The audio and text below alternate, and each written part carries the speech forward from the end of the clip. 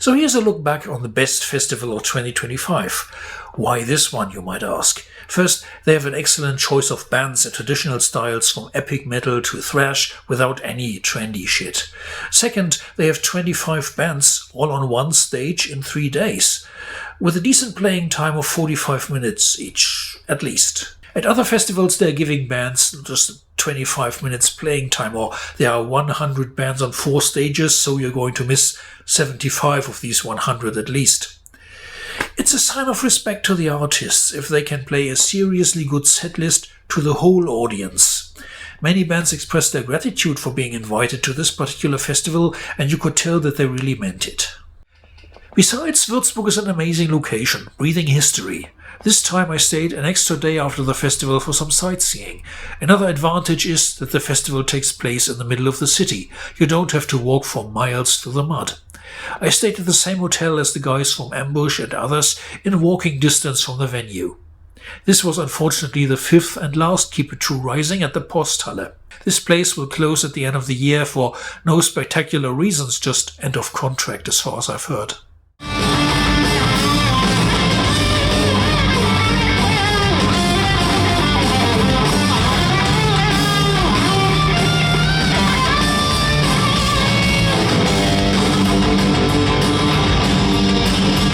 Thursday kicked off with an enjoyable performance by Rising Fall from Japan.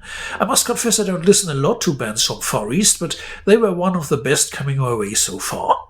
Afterwards, Lady Beast were real winners. They knew how to put the large stage to good use and sounded really heavy.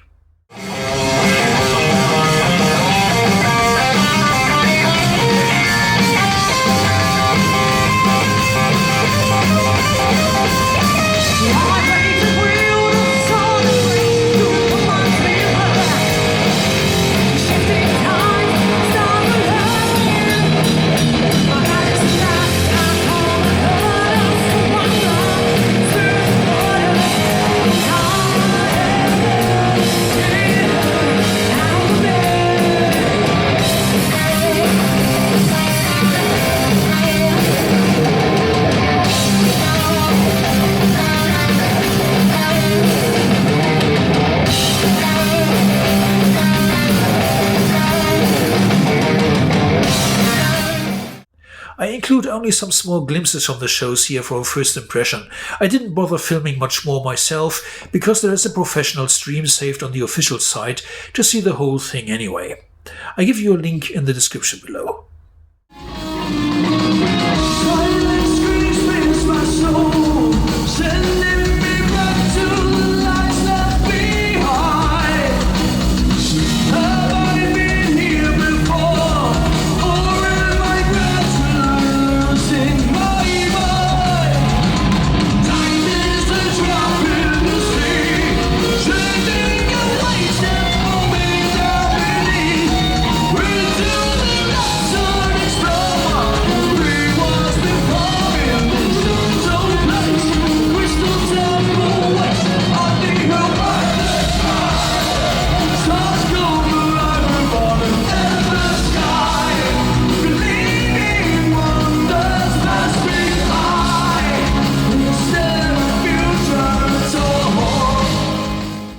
Seven Sisters Kyle MacNeil stayed, after playing on Thursday, for Friday and Saturday to see all the other bands. You could bump into him every time you entered the venue.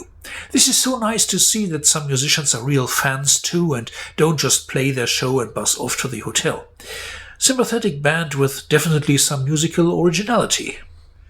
You know from my recent Iron Maiden album ranking on this channel that I like the X Factor album, and I enjoyed Blaze Bayley performing it, although I wonder why they didn't give him any light show like the other bands. Visually it was underwhelming for a headliner, but Blaze seemed to have a good time. When I started on the X Factor tour 30 years ago, it was a dream of mine to come and play in your wonderful country, where metal is in your heart.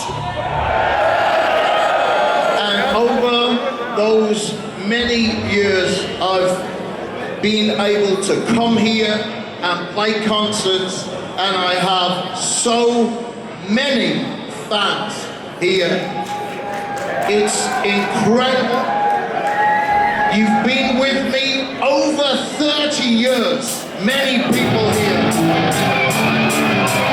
I'm so grateful. Lord of the Flies!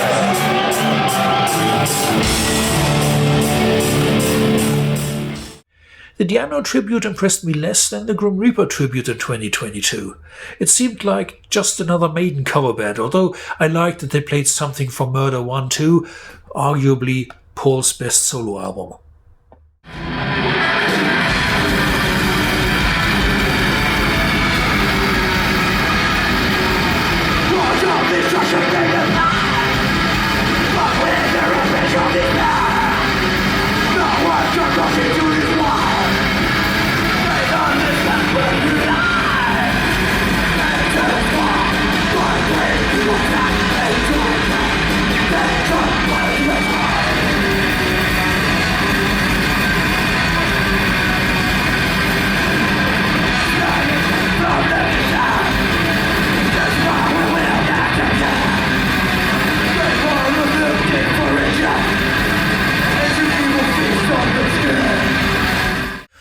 I omitted some bands on Friday because I knew Saturday was going to be tough, but I witnessed the start with Phantom from Mexico, a band who had caught my eye with stunning true metal artworks, skulls and axes like back in the old days.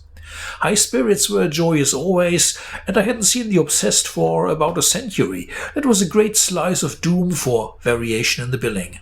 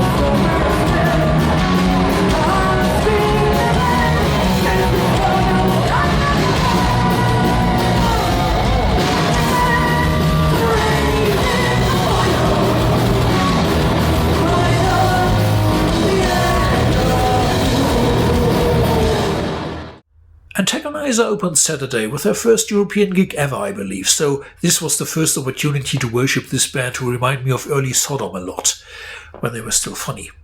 I enjoyed every minute of it. Really great headbanging groove and quite some characters on stage. This next one is called Obsessed by Evil!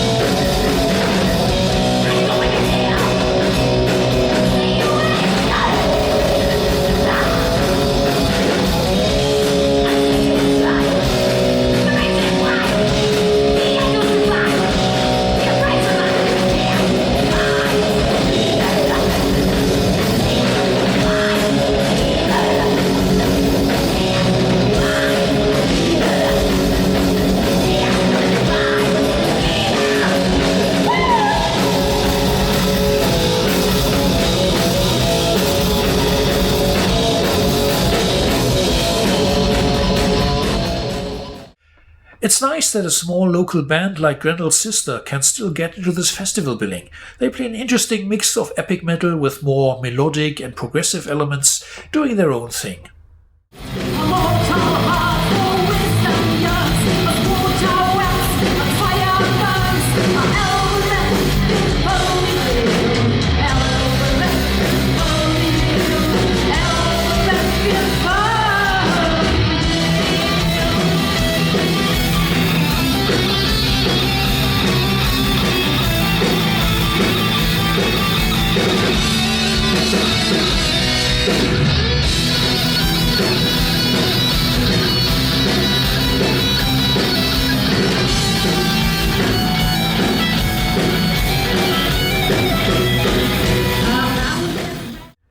Angel Witch and Ambush are currently on tour together anyway, in much smaller venues, and it was interesting to see their different approach on the festival.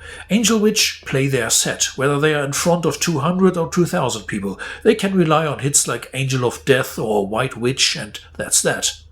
Ambush can't rely on equally familiar material yet, so they make use of the larger stage, run around, talk a lot to the audience, and let them participate. Their latest album is called Evil in All Dimensions, and they are so motivated to play that I don't doubt they'll become bigger soon.